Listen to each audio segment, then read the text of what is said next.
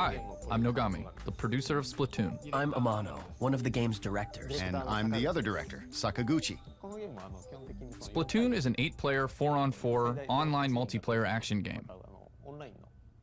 It's all about controlling territory. Teams battle to claim their turf by splattering the map with ink, and the team with the most territory, when time runs out, wins. Nogami-san actually came up with the squid idea. One day, out of the blue, he was like, hey, let's make them squids.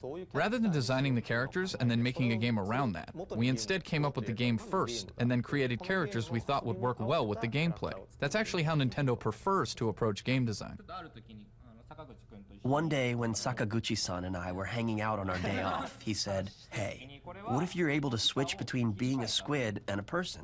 For example, say you can only shoot ink as a person, but as a squid, you're able to perform a wider range of actions. With that as our main concept, we thought about different ways to expand the gameplay, and the squid idea meshed perfectly. We thought of things like, what if you can swim really fast in your own ink as a squid? Or what if your feet get stuck when walking through enemy ink? Through this process, we kept expanding the game's features, which brought us to where we're at now, with players able to do things like ink and swim up walls and swim super fast through their own ink. As a person, your first priority is shooting ink to expand your territory. Once you've done that, you've got more turf to move through as a squid and make use of your squid abilities. When you're using the gamepad, you can quickly look up or tilt your gaze downward to aim. It's really natural and intuitive. I think these controls are a great use of the gamepad's gyro sensor. An overhead view of the entire map is also displayed on the gamepad, and you can check it to see what colors of ink are being splattered where in real time. This really lets you keep an eye on how the battle is unfolding. Normally with shooters, you only get moment-to-moment glimpses of the action. But because of the layering nature of splattering the ground with ink, you can tell by glancing at the map what other players are up to and where they're headed.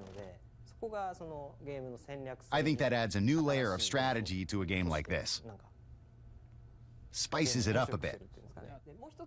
The other neat use of the gamepad is making use of your allies' icons displayed on the map. If you tap one of these icons, you'll blast off from your location and land next to them ready to go. This is just one more mechanic that adds a nice twist to the strategy. Your enemies are shooting ink as well.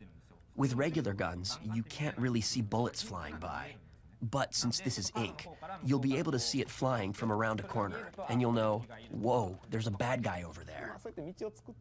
If you forge forward and ink a path, your allies will be able to use it to follow you, and you'll be able to get to your enemy's territory quicker. But on the other hand, they can just ink over that and ruin your strategy.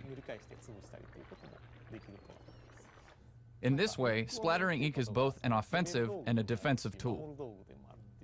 There are a lot of different ways to play depending on your style. Some people like to stay hidden in the ink for a long time and wait for the perfect chance to pop out. Other people just blaze ahead, inking a path to try to get as far as they can into enemy territory as fast as they can. There are a lot of different tactics you can employ, but no matter how you play, the ink you're shooting has an effect on everyone else. You'll never feel like you're playing alone or in a vacuum. It's pretty magical, really. Amano-san, you like to try and ambush people, right? Do I? Yeah, I guess so. I play it a bit safer and lay down a lot of ink and make it hard for enemies to advance into my team's territory. I like to stay at home and protect the base. Yeah, that's not my style at all. I'm just plain bad. Yeah, Nogami-san, you're really not very good.